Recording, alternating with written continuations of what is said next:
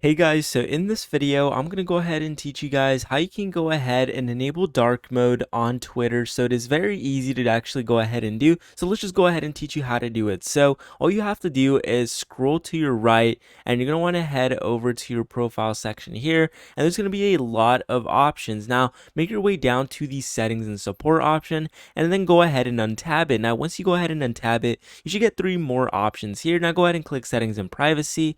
And then from here, go ahead and make your way down to accessibility, display, and languages.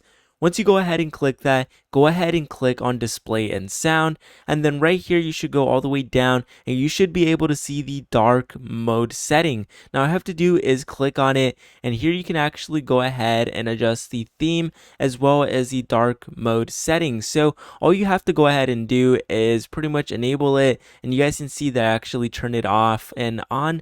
So essentially that's how you go ahead and enable the dark mode feature on Twitter. It is super easy to do guys, but with that being said, make sure to leave a like, subscribe, and with that being said, I'll go ahead and see you guys next time.